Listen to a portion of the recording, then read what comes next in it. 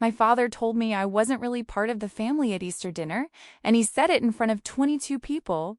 My 6-year-old daughter Lily was sitting 3 chairs away from me, swinging her legs under the table because they didn't quite reach the floor. The ham was still being carved when it happened. My father, Gerald, stood at the head of the table on the back porch of the house where I grew up, cleared his throat like he was about to give a speech, and said in a voice loud enough for everyone to hear, "You were never really part of this family anyway. Ask your mother why." For a second, no one reacted.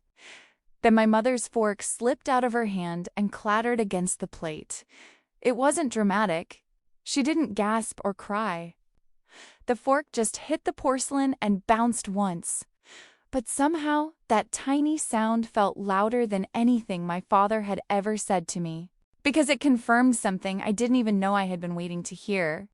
My name is Wanda, I'm 32 years old, and before that Easter Sunday, I had spent most of my life trying to earn a seat at a table that was never really mine. I'm a nurse at Mayfair General Hospital, working the night shift from 7 in the evening until 7 in the morning on the medical surgical floor. Night shift isn't quiet like people imagine. It's fluorescent lights humming at 3 a.m., patients gasping for breath, and families whispering in hallways while the rest of the world sleeps. I've been doing it for 6 years, and you get used to the hours, but you never really get used to the tired. Lily stays with my grandmother Ruth whenever I work. Ruth is 82 years old, barely 5 feet tall, and she still lives in the same house on Linden Street that she and my grandfather bought in 1965 using money from his GI Bill. The house has a wraparound porch, creaky floors, and a magnolia tree my grandfather planted the year they moved in. People in our town of Collier, Georgia, point at that house and say it's been in the Thornton family forever. My parents live there now, along with my younger brother Travis, who's 29 and has never paid rent in his life. Every night before my shift, I drop Lily off at Grandma Ruth's. Ruth always has a little yellow chair pulled out for her at the kitchen table. The same chair I used when I was a kid, still chipped on the armrest from the time I dropped it off the porch when I was 4. She reads Lily Old Dick and Jane books before bed, and Lily thinks they're hilarious. When Ruth gets too tired, my Aunt Jolene comes by to help. Jolene is my father's younger sister and a retired nurse, and she has always treated Lily and me like we actually belong. About a year before that Easter dinner, Jolene said something strange while I was tying my shoes before work. She was wiping the counter and said quietly, "You know your daddy's wrong about you, right?" I didn't ask what she meant. I was afraid of the answer, so I just thanked her for watching Lily and drove to the hospital.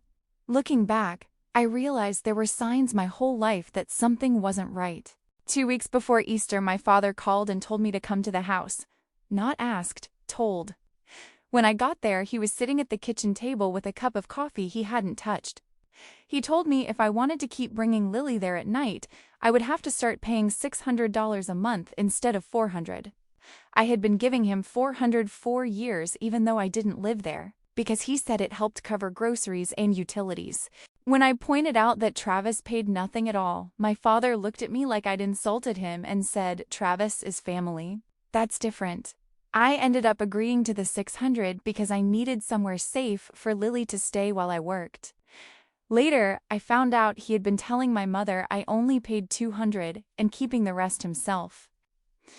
About a week before Easter, I stopped by to pick up Lily's jacket and overheard Travis on the phone with his girlfriend saying once the house, he might knock down the upstairs wall and maybe move Grandma into the back room or let me take care of her. The thing was, Travis didn't know something important. That house was never my father's to give away.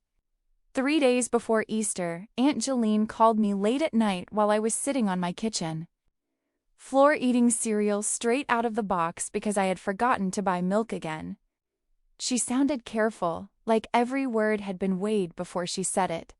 She asked if my father had talked to me about the house and then told me one thing: be at Easter dinner and sit near Mama.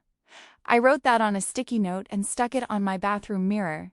Easter morning, I woke up after only 4 hours of sleep and started cooking. Ham, mac and cheese, green bean casserole, biscuits, sweet tea, pecan pie.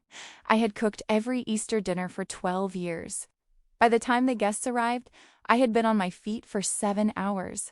22 people sat down at the long table under the string lights on the back porch. My father sat at the head wearing a white button-down shirt, and beneath his chair I saw a brown legal envelope. Pastor Davis said grace.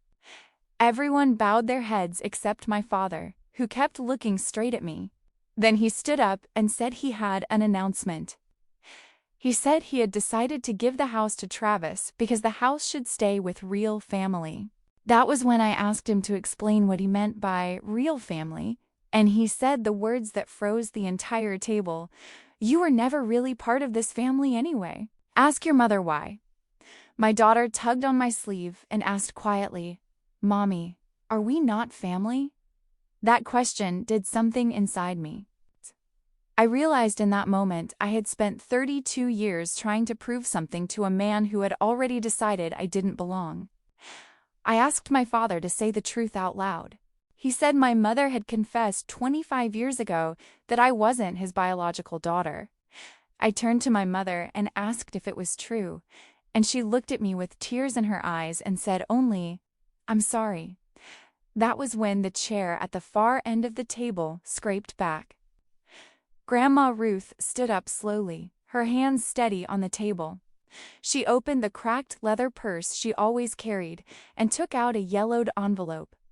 She said she had kept it for 25 years. And watched my father treat me like I didn't belong. She placed the envelope on the table and told him to open it.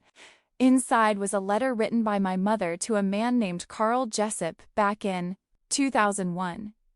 In the letter, she wrote that Gerald would never find out about Travis and that he believed the boy was his. My grandmother then pulled out a DNA report she had ordered after my grandfather died. The results proved that my father and Travis were not biologically related.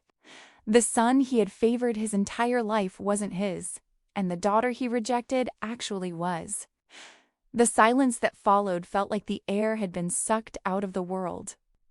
Travis walked into the house without saying anything.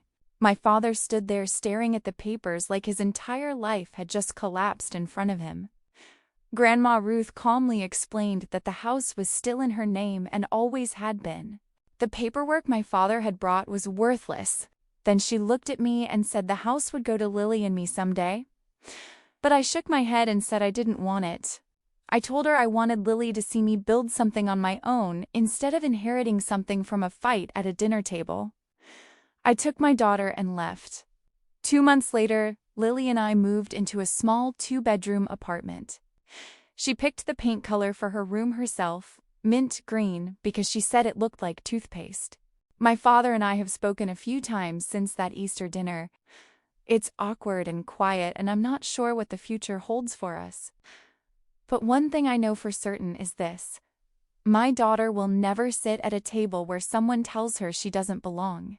Because family isn't decided by lies or blood tests or who inherits a house. Family is decided by who shows up, who stays, and who makes sure a little girl never has to wonder if she belongs.